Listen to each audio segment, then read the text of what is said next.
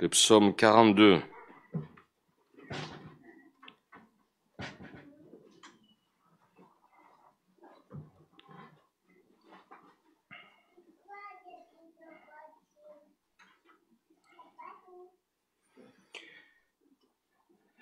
Voilà, nous lisons ceci. Ça va, je vous perturbe pas trop ce matin, ça va? Non? Bon, ça va bien? Bon, ok. Au chef des chantres, cantique des fils de Corée, comme une biche soupire après des courants d'eau, ainsi mon âme soupire après toi, ô Dieu. Mon âme a soif de Dieu, du Dieu vivant. Quand irai-je et paraîtrai-je devant la face de Dieu? Mes larmes sont ma nourriture jour et nuit, pendant qu'on me dit sans cesse, où est ton Dieu? Je me rappelle avec effusion de cœur quand je marchais entouré de la foule et que je m'avançais à sa tête vers la maison de Dieu, au milieu des cris de joie et des actions de grâce, d'une multitude en fête.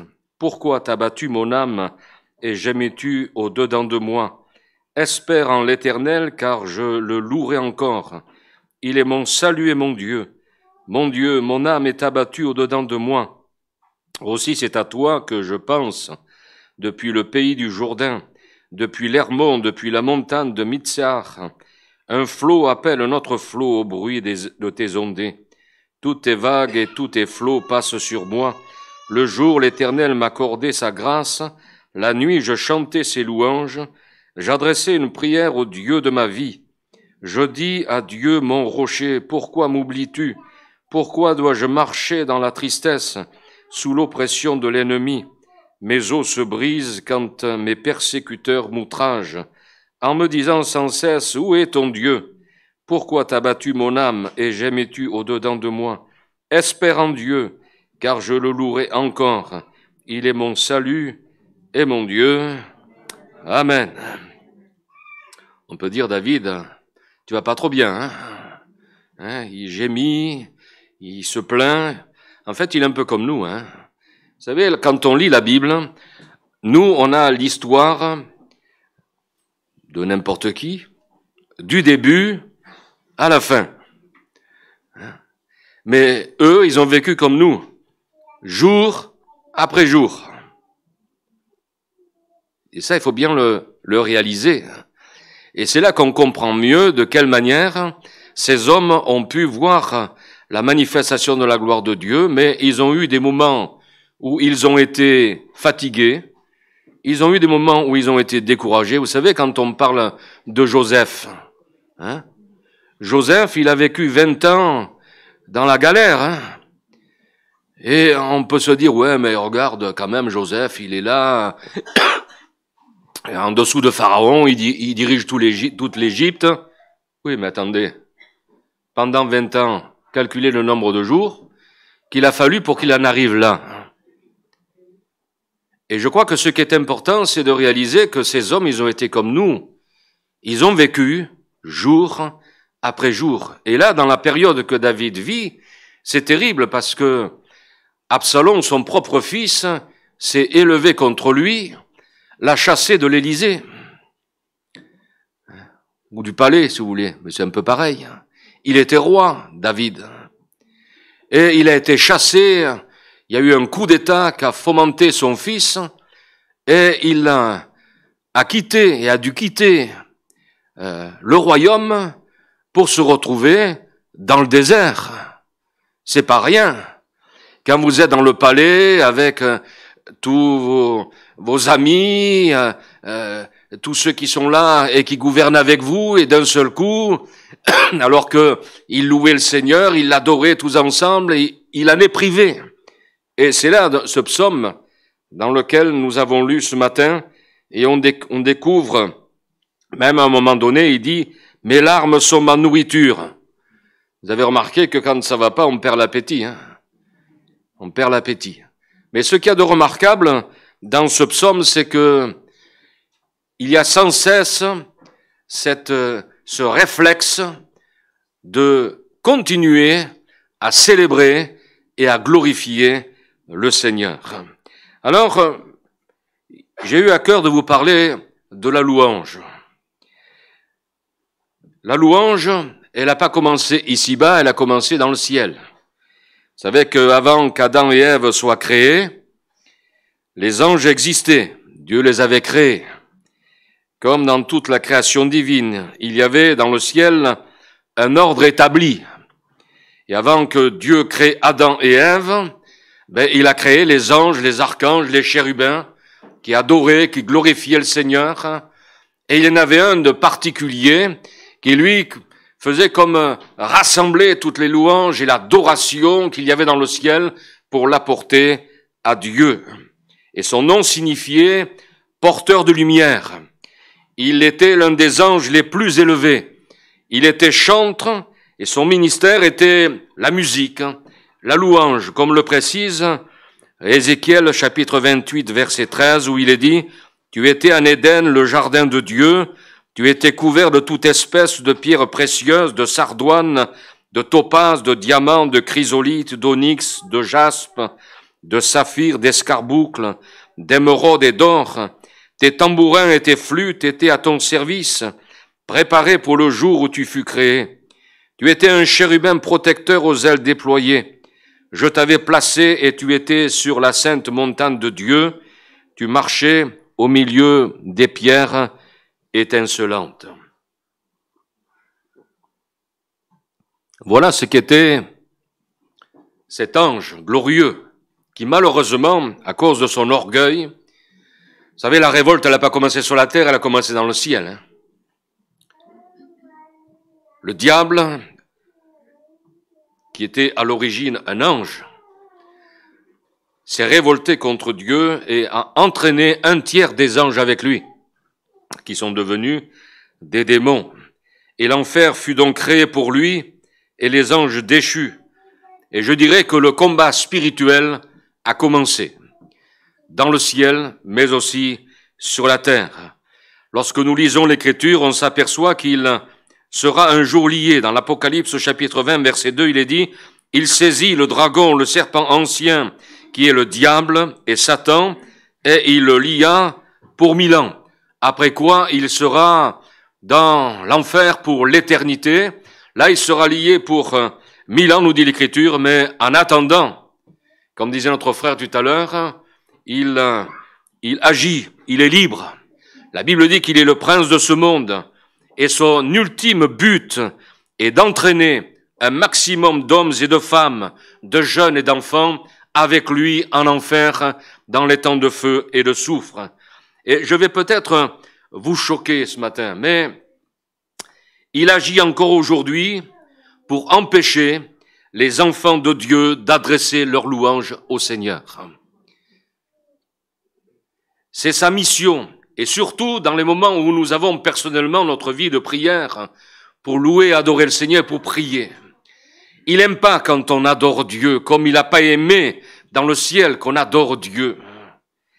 Et il nous empêche de louer et de célébrer le Seigneur en nous accusant, en focalisant nos pensées sur les choses du passé, en nous accablant de pensées négatives, en nous installant même dans une certaine habitude de fermer nos cœurs, de venir certes dans la présence de Dieu, même dans le culte, et de laisser s'égrener le culte, alors que le Seigneur attend notre louange et notre adoration, mais nous nous sommes installés quelque part, et l'ennemi se réjouit parce que nous n'avons pas célébré et adoré et glorifié le Seigneur. Oui, je sais, on le fait dans notre cœur, mais nous allons voir que c'est beau de louer le Seigneur parce que lorsqu'un frère et une sœur louent le Seigneur, nous l'accompagnons dans la louange, nous l'accompagnons à célébrer le Seigneur. Dieu siège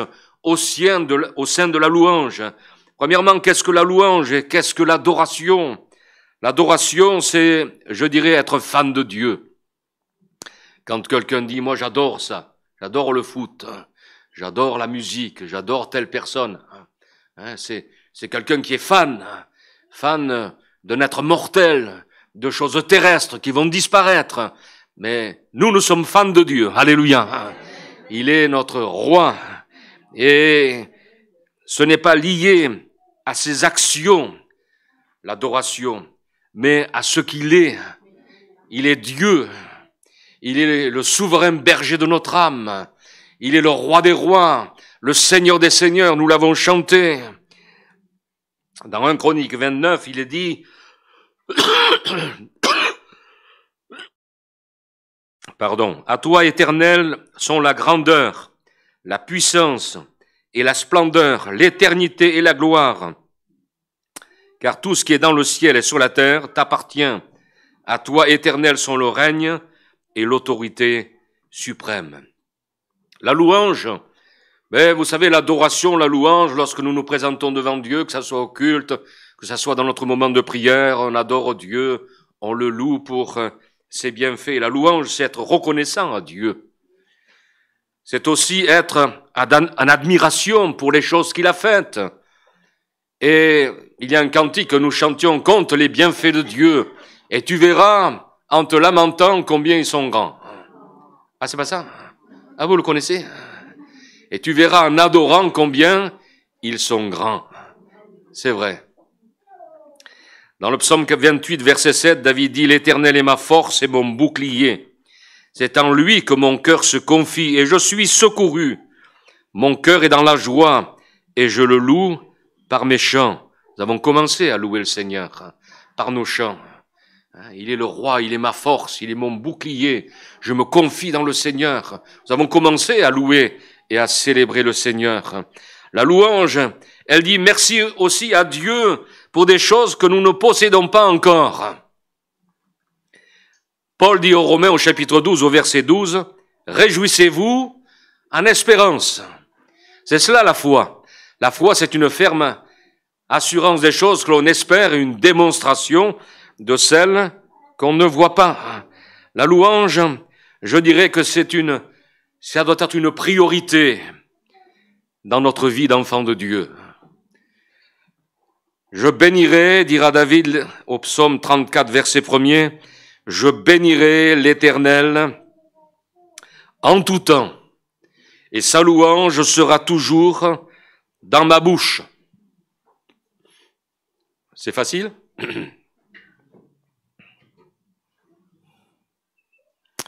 C'est pas toujours facile. Mais quelle puissance!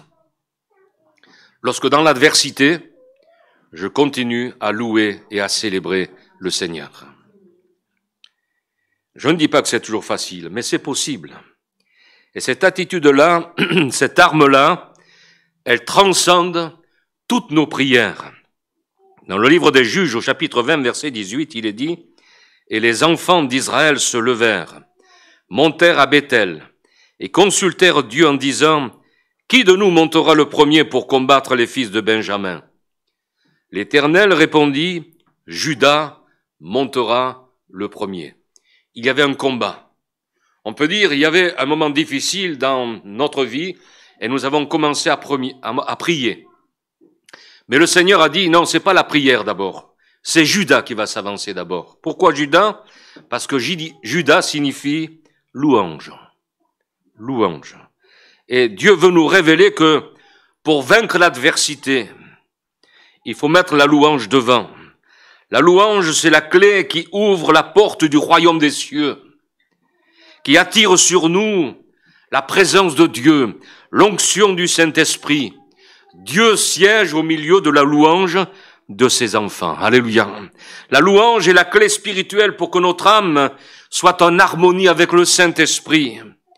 Revêtons-nous chaque jour, frères et sœurs, de louange. C'est la volonté de Dieu pour nos vies. Nous le lisons dans Ésaïe au chapitre 61 et au verset 3. Il dira pour accorder aux affligés de Sion, pour leur donner un diadème au lieu de la cendre, une huile de joie au lieu du deuil, un vêtement de louange au lieu d'un esprit abattu, afin qu'on les appelle des térébintes de la justice, une plantation de l'Éternel pour servir à sa gloire. Alléluia. Vous l'avez le manteau? Le manteau de la louange. Il nous a revêtus du manteau de la louange. Dans l'Ancien Testament, les chantres étaient envoyés en première ligne afin de faire descendre la faveur divine il préparait quelque part le terrain. Des fois, quand je me mets à prier, des fois, j'arrive pas à prier. Et je commence à parler en langue. Et je parle en langue, et je parle en langue. Et j'ai l'impression que mon âme, il sort presque de mon corps, quoi. Je m'élève dans la présence de Dieu. Je loue le Seigneur et je sens la satisfaction du cœur de Dieu. Je sais pas ce que je lui dis, mais je lui dis de bonnes choses et de belles choses, que lui comprend. Et ça prépare mon cœur aussi après, bien sûr, à prier, à intercéder. Dans le livre des Chroniques, au chapitre 20, au verset 21, il est dit, « Puis d'accord avec le peuple, il nomma des chantres qui, revêtus d'ornements sacrés, et marchant devant l'armée, célébraient l'Éternel et disaient, « Louez l'Éternel, car sa miséricorde dure à toujours. » Au moment où l'on commençait les chants et les louanges, l'Éternel plaça une embuscade contre les fils d'Ammon et de Moab, et ceux de la montagne de Séhir qui étaient venus contre Juda. Et ils furent battus. Alléluia. Et ils furent battus. Ils ont commencé à louer, à célébrer, à glorifier le Seigneur, et Dieu est intervenu d'une façon merveilleuse et glorieuse. Et nous découvrons le rôle de la louange dans nos combats. L'ennemi fut terrassé. Nous sommes dans un combat spirituel. Vous le savez? Nous sommes dans un combat spirituel. Nous n'avons pas à lutter contre la chair et le sang, mais contre la puissance des ténèbres, contre les autorités dans les lieux célestes. Et des fois, nous ne voyons pas un voisin, un collègue de boulot, comme étant notre ennemi. Mais voyant qu'au travers de ces personnes, de ces situations, l'ennemi est celui qui essaie de nous combattre et de nous terrasser. Entrez dans sa présence avec des louanges. Dans le psaume 100, verset 4, il est dit, « Entrez dans ses portes avec des louanges, dans ses parvis avec des cantiques. Célébrez-le et bénissez son nom. » Cela signifie que nous devons entrer dans la présence de Dieu en le louant, en le célébrant, en exprimant notre amour. Je m'approche du Seigneur non pas pour ce qu'il me donne, mais je m'approche du Seigneur pour ce qu'il est. Il est mon Père, il est mon ami, il est mon fidèle ami. Vous savez, le Seigneur, il n'a pas attiré ses premiers disciples pour faire d'eux ou pour qu'ils fassent partie d'une religion quelconque. Il a appelé ses disciples pour qu'ils soient avec lui, pour qu'ils soient dans sa présence, pour qu'ils puissent parler avec eux, pour qu'ils puissent leur prodiguer des exhortations, les encourager, pour les avoir avec lui. Et nous ne sommes pas là rassemblés autour d'une religion quelconque. Et le Seigneur n'a pas voulu établir une religion, mais il a voulu établir une communion, une relation avec chacun de nous. Alléluia. Et cette relation, cette communion, elle est bonne. Savez-vous que dans l'Ancien Testament, lorsqu'on se présentait devant Dieu, il fallait offrir quelque chose à Dieu. Dans Deutéronome 16, verset 16, il est dit, « On ne paraîtra point devant l'Éternel les mains vides. » Il fallait toujours amener une offrande ou un sacrifice. C'était le protocole que Dieu avait instauré, incontournable pour tous ceux qui souhaitaient s'approcher de Dieu. Et dans le Nouveau Testament, les sacrifices sont d'une autre nature, mais nous devons quand même offrir quelque chose au Seigneur. Et l'auteur de l'Épître aux Hébreux, au chapitre 13, au verset 15, dit, « Par lui, offrons sans cesse à Dieu un sacrifice de louange. » C'est-à-dire le fruit de lèvres qui confesse son nom.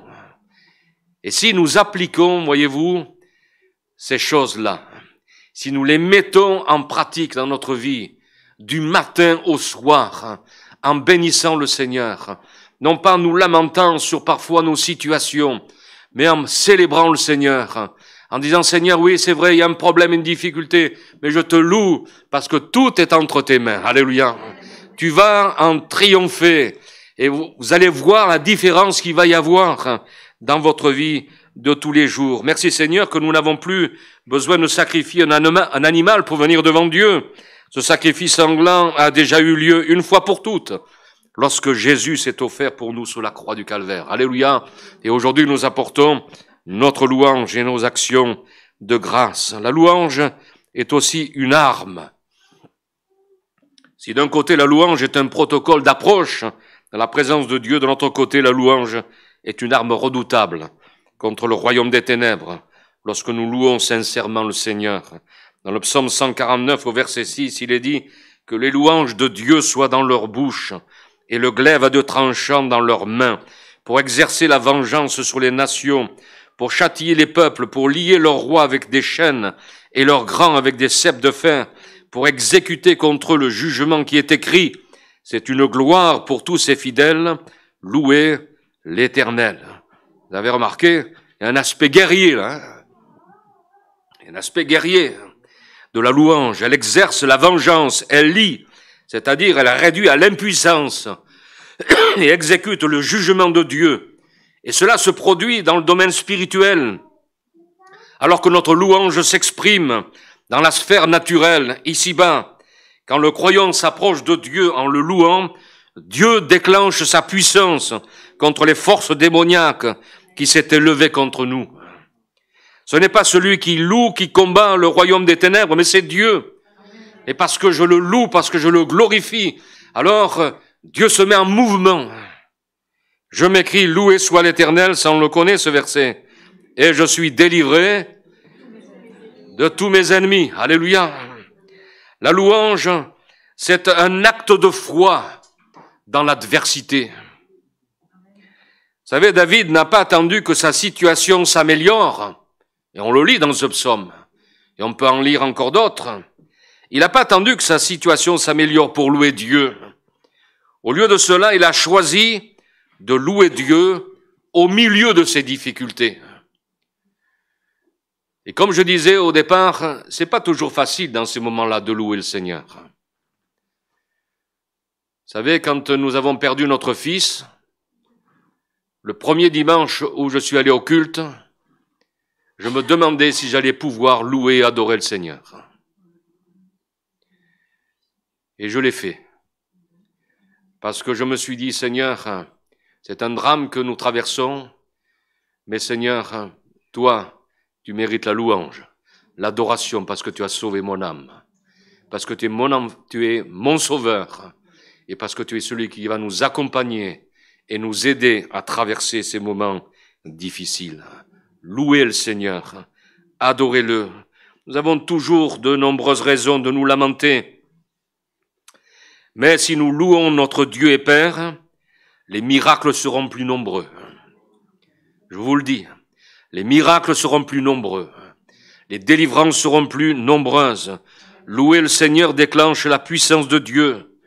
Et nous avons des belles illustrations de ce double principe de protocole de révérence de Dieu et d'armes redoutables pour déclencher la puissance de Dieu contre les attaques de Satan.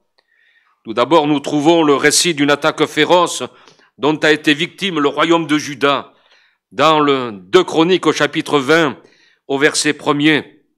Il est dit, après cela, les fils de Moab et les fils d'Ammon et avec eux des Moamites marchèrent contre Josaphat pour lui faire la guerre. Il n'y avait pas qu'une armée, 3 armées sont venues pour combattre. Et c'est un petit peu l'image de ce que nous vivons parfois. On a un problème qui se déclenche, et il y en a un deuxième qui arrive le lendemain, et un troisième, et un quatrième. On dit, oh, la cour est pleine, c'est bon, ça suffit. Et c'était ce qui s'est passé. 3 peuples ont formé une coalition pour attaquer Juda et le roi de Josaphat.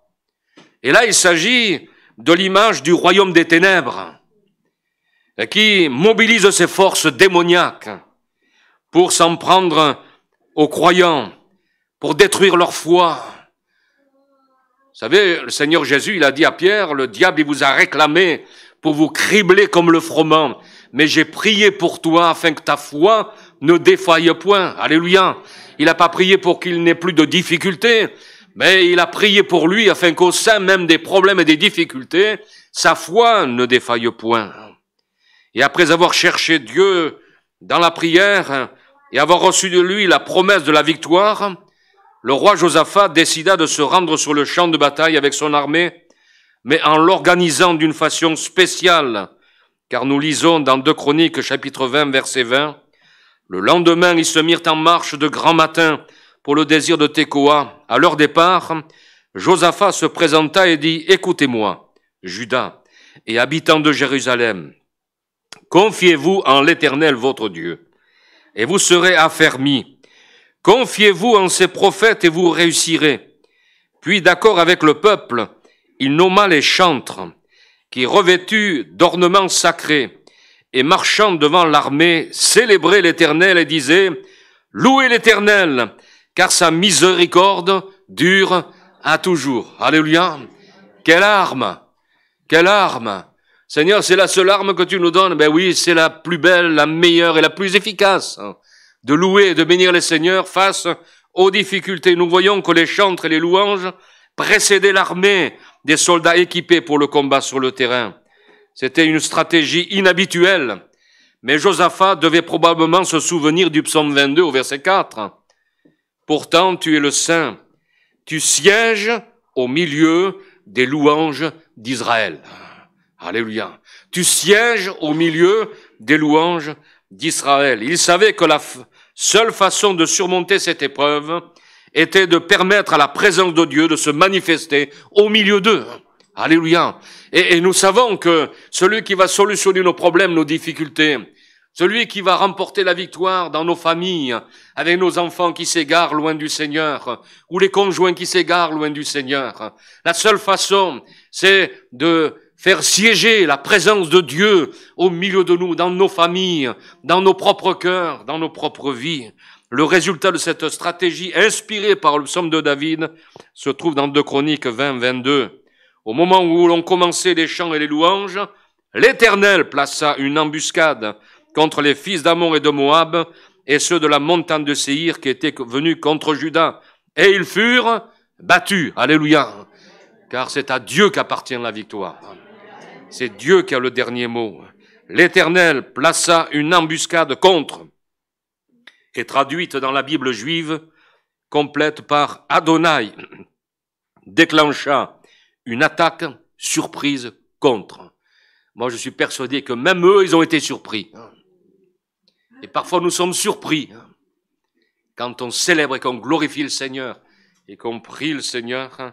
Alors, parfois, on est surpris. Ce qui indique la soudaineté, le caractère inédit de l'événement. Ce qui s'est passé, alors, était surnaturel. Et à partir du moment où les louanges commencèrent, Dieu en personne est intervenu et a fait de telle sorte que les 3 peuples qui avaient fait coalition se détruisirent mutuellement sans que Juda ait eu à combattre. Se sont tués, entretués les uns les autres. La seconde illustration, vous la connaissez tous, ça concerne Paul et Silas dans la prison. Mais nous, on connaît tout. On sait très bien qu'il y a eu un tremblement de terre, que les chaînes sont tombées, les portes se sont ouvertes, il y a eu le témoignage, on sait tout ça. Mais quand vous rendez témoignage, quand il y a une bénédiction qui est accordée, et puis que vous êtes arrêté, vous êtes battu de verge, vous êtes jeté en prison, ben, ils devaient se poser les mêmes questions que nous, Paul et Silas. Seigneur, on a fait le bien, on t'a servi, on a loué ton nom, on a délivré un homme en ton nom, et voilà, on se retrouve là. Ils ne se sont pas posé ce genre de questions.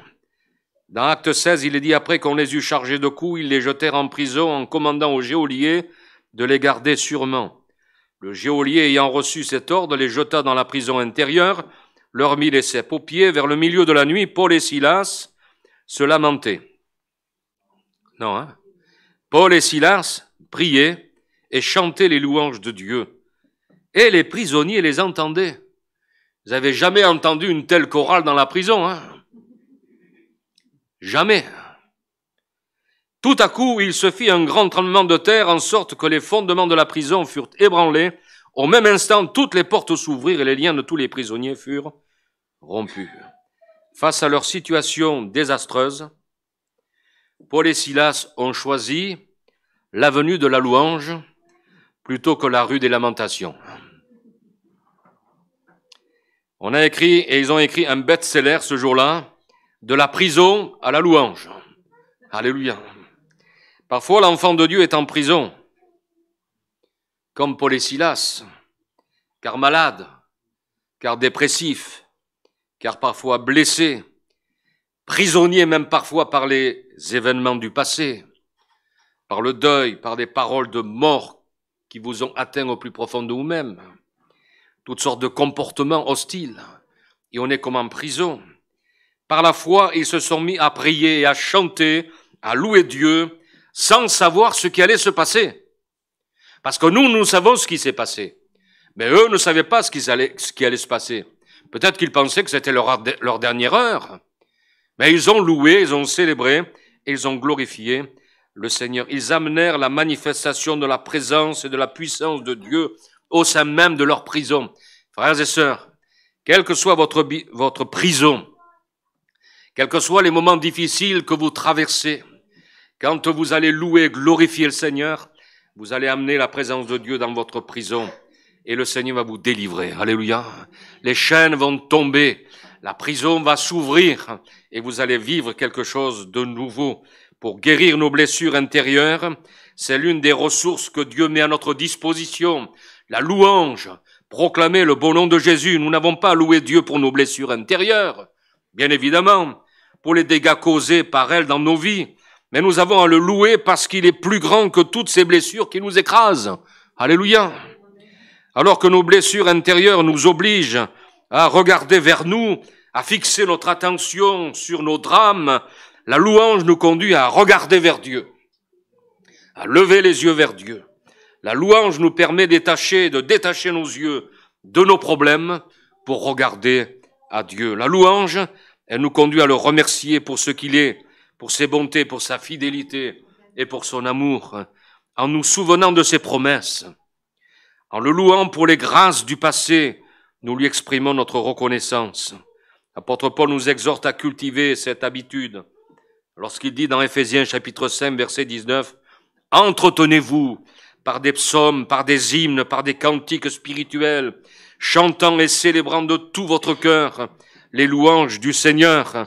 L'ennemi qui voulait les détruire a été vaincu. » Alléluia. Il y a eu une réunion d'évangélisation dans cette prison, il y a eu des baptêmes, ça a été quelque chose de formidable. Le Seigneur s'est manifesté. Ce récit d'Acte 16 nous apprend 3 vérités importantes sur la louange. La louange, elle est réellement un sacrifice. C'est-à-dire qu'elle nous coûte quelque chose. Des fois, je loue le Seigneur, tout va bien, les oiseaux chantent, il n'y a pas de problème, pas de difficulté, je ne sais pas quand, mais en fait, ça peut arriver. Et on loue le Seigneur. Mais parfois, c'est un sacrifice. Pour Paul et Silas, cela leur a coûté de renoncer à la logique. Car il n'est pas logique de louer Dieu lorsqu'on est maltraité pour avoir bien agi. Et pourtant, c'est bien ce qu'ils ont fait. La louange, c'est une décision dans nos cœurs. C'est pas un sentiment, c'est une décision. Pour louer le Seigneur, certains chrétiens ont besoin d'ambiance. Parfois, d'ambiance musicale, d'autres de se trouver dans la nature, près des oiseaux, près d'un cours d'eau, près d'une petite cascade. Alors là, ils sont bien et ça leur permet de louer le Seigneur. Non, mais c'est pas une ambiance qui m'amène à louer le Seigneur, c'est ce qu'il y a là au plus profond de mon cœur.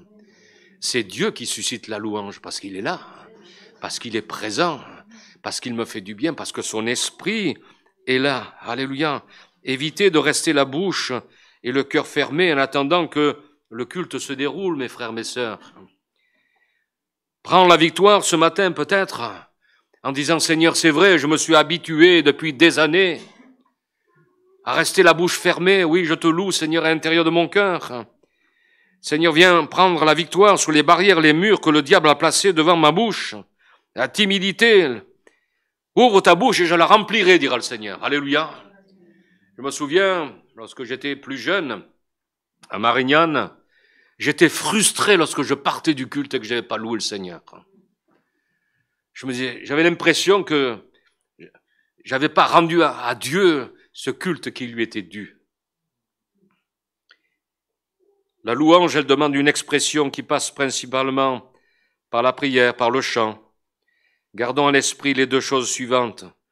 Ne nous louons pas pour vaincre les attaques de l'ennemi, nous louons pour révéler la puissance et la présence de Dieu, et c'est cette présence qui met le diable en fuite. Alléluia. La louange est autant une expression individuelle que collective. C'est pour ça que nous sommes réunis ce matin. Le chrétien doit apprendre à louer Dieu aussi bien lorsqu'il est seul que lorsqu'il se trouve au milieu de ses frères et de ses sœurs en Christ. Dans le psaume 7, verset 18, il dira « Je louerai l'Éternel à cause de sa justice, je chanterai le nom de l'Éternel du Très-Haut. » Notons que David dit « Je louerai et je chanterai », ce qui prouve que je peux louer et chanter quand je suis seul et aussi au sein de l'Église. Dans le psaume 109, au verset 30, il est dit « Je célébrerai l'Éternel à pleine voix et je le glorifierai parmi les foules nombreuses, car il se tient aux côtés du pauvre pour le délivrer de ceux qui l'assignent en justice. Amen. Je célébrerai l'Éternel à mi-voix. Non, à pleine voix. Parce que le Seigneur entend notre louange. Ça réjouit notre cœur. Ça nous transcende intérieurement. Ça réjouit aussi le peuple de Dieu. Mais il n'y a pas que Dieu qui entend, il n'y a pas que les anges, les archanges et les chérubins qui entendent. Le diable aussi entend. Les démons aussi entendent. Et il voit en nous quelqu'un, un enfant de Dieu inébranlable, qui continue à louer, à célébrer le Seigneur. Alléluia. Gloire au Seigneur. La louange dans l'Église n'est pas une compétition, non, c'est un moment où je répands mon âme devant le Seigneur, où je le loue avec mes mots, avec mes phrases. Souvent, j'ai entendu des frères et des sœurs qui m'ont dit « mais j'ose pas élever ma voix parce que quand j'entends un tel qui prie avec les points, les virgules, avec des mots… » Je dis « moi, je me suis réjoui même des petits enfants qui louaient le Seigneur. » Hein? Dire simplement « merci Seigneur pour ce que tu as fait, Seigneur, pour moi cette semaine, pour le salut de mon âme, Seigneur, merci, mais quelle joie dans le ciel. Le Seigneur m'invite à louer le Seigneur. » On arrive parfois plus à chanter que louer, vous avez remarqué? Chanter, c'est facile, parce que tout le monde chante. Mais louer, ça vient de l'intérieur de notre cœur. Et si nous voulons voir la puissance de la louange porter des fruits dans notre vie et dans l'Église, vous savez, je me souviens, ça m'a marqué, au tout début du ministère, on a eu une rencontre de jeunesse qui réunissait tous les jeunes de Rhône-Alpes. On avait loué un château pour la journée et j'étais là pour le culte du matin avec tous ces jeunes, il y a peut-être 300 jeunes qui étaient là. Et j'ai pris ma guitare et on a commencé à chanter un chant. Et j'ai senti qu'il y avait une atmosphère spirituelle, que ces jeunes étaient venus vraiment avec un cœur grand ouvert et qu'ils désiraient ardemment voir la gloire de Dieu se manifester. Et dans le premier chant, j'ai senti qu'il y avait quelque chose de la part de Dieu qui se passait. J'ai chanté un deuxième chant, il y avait le frère Michel Schiner qui devait prêcher après. J'ai chanté le deuxième chant, le Saint-Esprit est descendu sur l'auditoire. Pendant 2 heures, il y a eu des chants, des louanges et des baptêmes du Saint-Esprit, des dons spirituels. Pendant 2 heures, j'ai laissé le Seigneur agir au milieu de nous. Il n'a même pas prêché, on est arrivé à 12h30, on est tous allés manger. Le cœur rempli, il y avait eu des conversions, des baptêmes du Saint-Esprit. Alléluia. Oui, Dieu siège au milieu de la louange. Dieu se réjouit au milieu de la louange. J'aimerais vous dire, faisons de 2024 une année de louange fervente envers notre Seigneur, qui reste sur le trône, quoi qu'il arrive, et qui descend au milieu de nous. Alléluia.